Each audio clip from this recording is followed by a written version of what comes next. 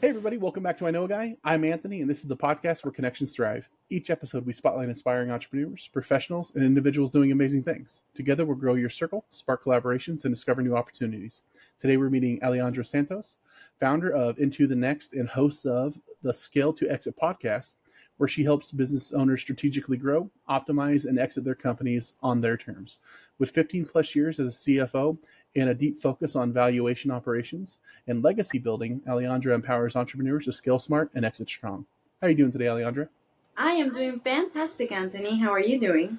I'm doing pretty good. I can't complain. We're well into spring, so I think the blizzards are done. We're entering tornado season, so it's a different kind of stress, but that's the Midwest. So I've enjoyed our conversations. We were introduced by a mutual friend, so I was really excited to have you on here. You're doing a lot of cool things, and there's a lot of people out there that need to get to know you. So to start off, where are you calling in from? Where are you located? I am in Los Angeles, California right now. Okay. Have you been there for a while, or are you newer to the area? I've been here for about 10 years, but I have lived everywhere. I've lived in New York, DC, Virginia, Orlando, Miami, you name it. I got you. So 10 years. So you have your haunts and your ghost tos. If you have friends coming into town that have never visited before, where are you going? What are you doing for fun, and what's for dinner? Well, I would take them to the ocean because that's where I usually, go to. But if they want to go to the city, I would take them to a nice restaurant there. Laurel Harbor is one of my go-tos. And I also like Delilah for a nice show and a dinner, you would say. So, yeah, those are my things to do. Okay. Yeah, I noticed a trend with all the places you mentioned. There's always beach involved, right? So I on one love side of the it. ocean. Oh my God, it's the best. Yeah. Yeah, no, I definitely noticed that. So awesome. Well, what can you tell us about what you do?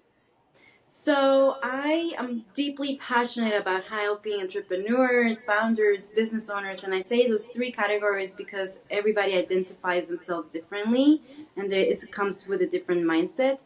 But I'm so passionate to help them build, scale, and optimize to a valuable business that they can exit. Okay.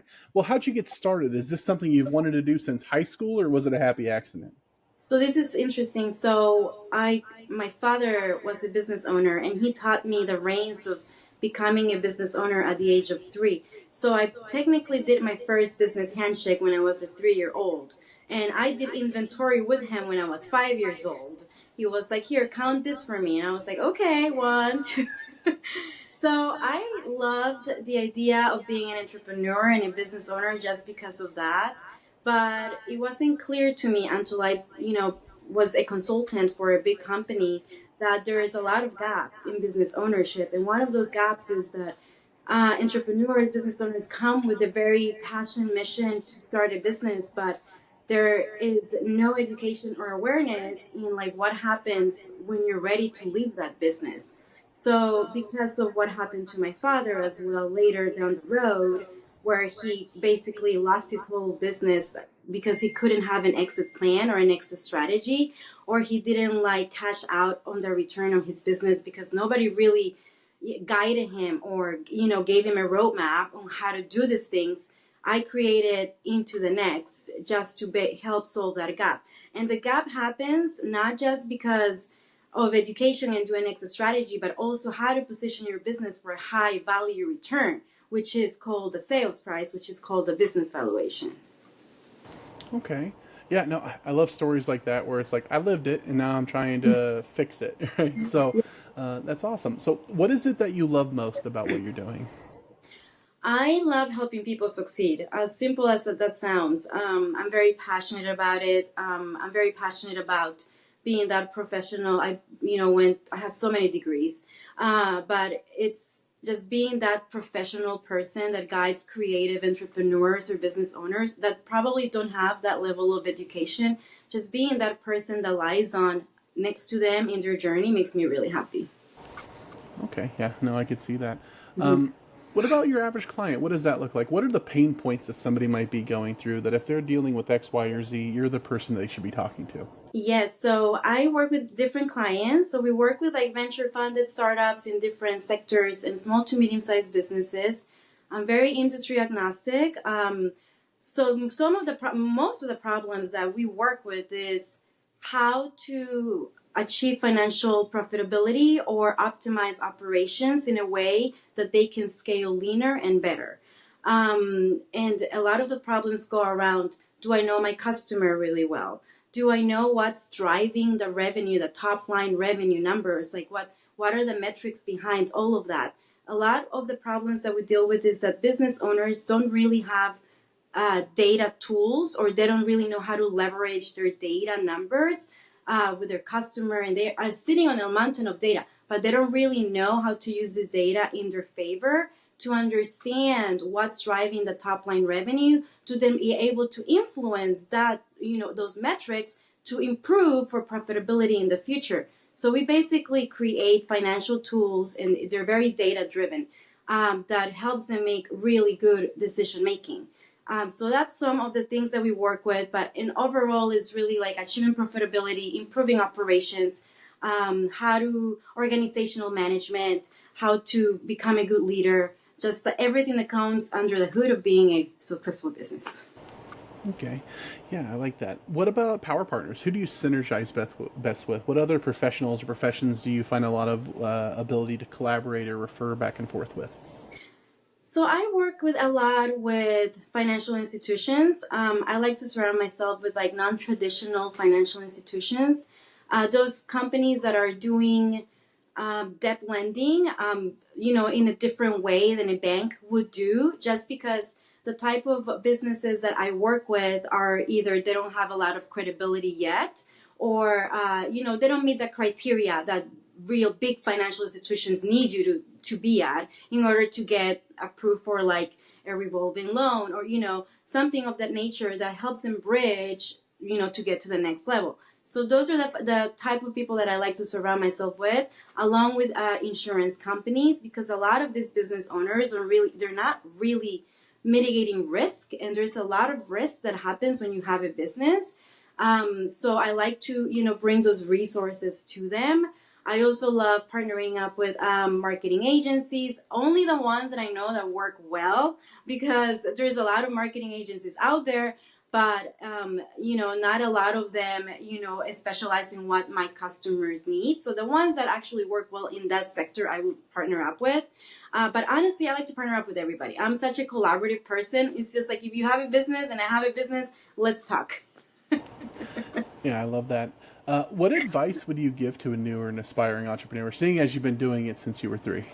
Yes, and learn. Yeah, thank you for that. So as an entrepreneur, I would say, if you're really thinking out there of creating a business, don't only create a business plan for the next 5 years, but really start thinking about your exit strategy, because that's going to determine a lot, even though it's years on the road, and it could be 30 years on the road, and that's really cool.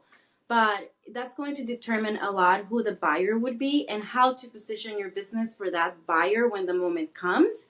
And you can have that a business plan and an exit plan as you're creating your business. You don't have to wait to make a decision. Oh, I'm going to exit my business. No, you can do this from inception on, creating a high valuable business as you're building your business, with the idea of who's going to buy my business, and you can cash out on that amazing return that's waiting for you.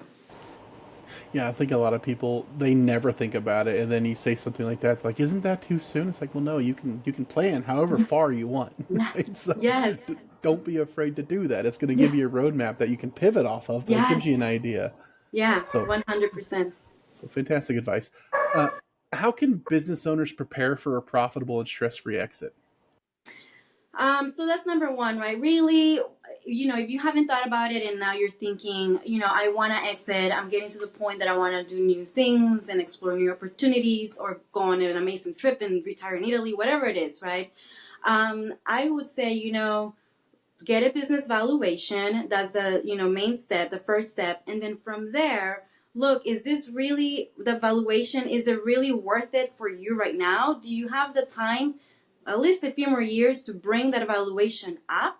And that comes into like changing the strategy of your business. Where are the areas where the business valuation is lacking? It could be maybe that you have to diversify your customers, your suppliers.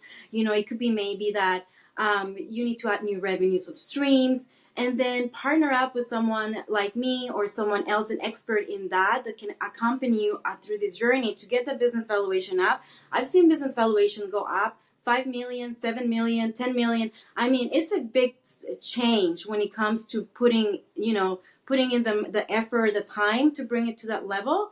And then once you're there, you can cash out. And then also start doing your networking, because you're going to have to find really good resources for your exit strategy. And that could mean lawyers, insurance partners, that could mean accountants, CPAs, that could mean your financial advisor, financial planners. You want to make sure that you're having a great exit experience, I would call it, because the majority, about 70 or 80% of people that actually exit voluntarily have a bad experience. They regret leaving their business. So you want to make sure that you're connecting with the right people, developing those relationships. So it's a whole journey. And then once you're ready, you exit. Absolutely. What's the biggest mistake that entrepreneurs make when trying to scale their business? So the biggest one is scale too fast. So you want to scale lean and organically in order to make a business valuable. And one of the things that I see is that I'm so ready to scale so fast that you start getting into external funding, and that could come from like debt dollars, that could come from venture dollars, and then you start giving away a little bit of your business to an investor, or you start adding debt into the balance sheet, and your business is not really ready to grow. So you want to make sure that you have the lands, like the base of the business ready to grow, and it's growing organically more than using external funding to leverage that growth. Okay. And you mentioned a little bit of this earlier, but how can you increase a company's valuation before selling?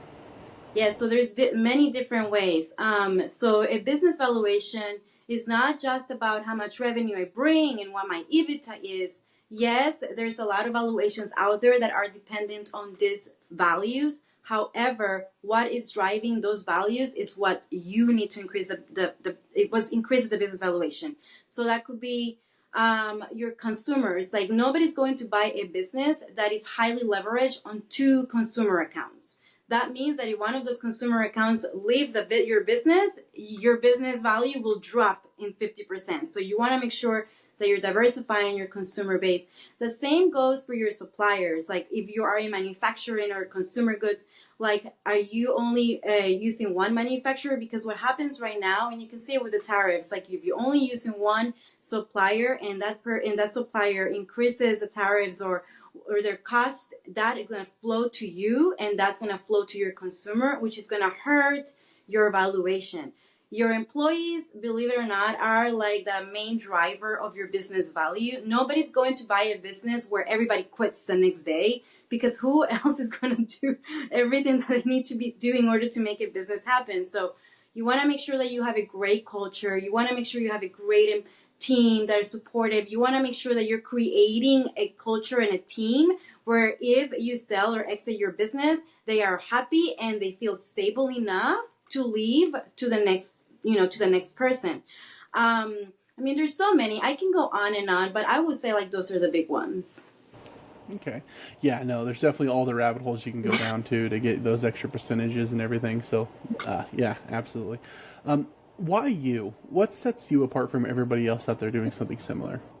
Yes, so that's a really great question, and it really goes back to my why. I'm very passionate about helping entrepreneurs and very mature business owners in their journey, and the passion that people can see it. Like, my clients have worked with me for 2 to 3 years. They love working with me. We use a lot of data to drive decision making. It's not just, here, I'm going to give you an advice and you just go with it. No, we use data that is already there to help you drive really logical decisions. We develop tools that you can go ahead and handle internally with your team as well. Everything that we do is very consumer centric, and we're very fractional in the way that we're kind of like an extension of your team. Think of us like we are part of your team, because we work with all your team members. If you want us to work with them, we can work with you. We're not just going to give you, here you go, a plan and good luck. No, we're going to go ahead and execute with you along the way and start, kind of like breaking down the problems as we move along and help you solve those problems to help you achieve your goals. So that's how we work, and that's really, it goes back to my why. I'm so passionate that this is, what drives the needle is my passion. Mm-hmm. Yeah, and you can definitely see that passion just from the way you've been talking about it. But we could go down all the rabbit holes and we could talk about this forever. But just in general, is there anything that I missed or that I failed to ask that you wanted to add? No, I mean, you can catch me on Scale to Exit podcast, where I really bring experts in their field to share, a little bit of nuggets of their knowledge and experience on how you can grow a valuable business. And then you can always catch me on my website or on LinkedIn. I'm very, very active there on my socials. So if you ever need a free strategy session or just to say hello, let's go for a virtual coffee, I am there and usually very available. So. Perfect. And that's the best way people get a hold of you is on your socials or your website or on your Yes. podcast? Mm-hmm. Awesome. Yeah. All right. So I'll be sure to put all those in the show notes. Make it super easy for everybody to find. But if anybody would like to get a hold of Alejandra, I absolutely recommend it. She's a wealth of knowledge, clearly very passionate about what she's doing. And plus, she's been doing it since she's 3, right? Yeah. So there's years of experience there. She's got a really solid business handshake from what I hear. But absolutely reach out, have that conversation. You're going to be better off. And like she said before, make sure not only are you going to be able to, leave your business and exit your business on your terms, but you're going to have a good time doing it. Because what do you say? 70 to 80%, even the ones that are doing it on their terms don't have a good experience? Yeah, so 70 or 80% of actual business owners that exited their business had a horrible experience and they regret exiting their business. So yeah, let's change those statistics. And only 25% or 20 to 25 ever have a voluntary exit ever. Yeah. So be on the good side of those numbers. Have the conversation, reach out to the people that are going to make it better for you. And like you said, it's never too early to start thinking about this, start planning, because you're in business. You kind of you have to plan. If you fail to plan, you plan to fail, right? Yes. So take that to heart. But perfect. If anybody would like to get a hold of me, you can reach me on my website at ikag.me. You can find more episodes, subscribe to our newsletter, connect with our growing community of awesome people like Alejandra.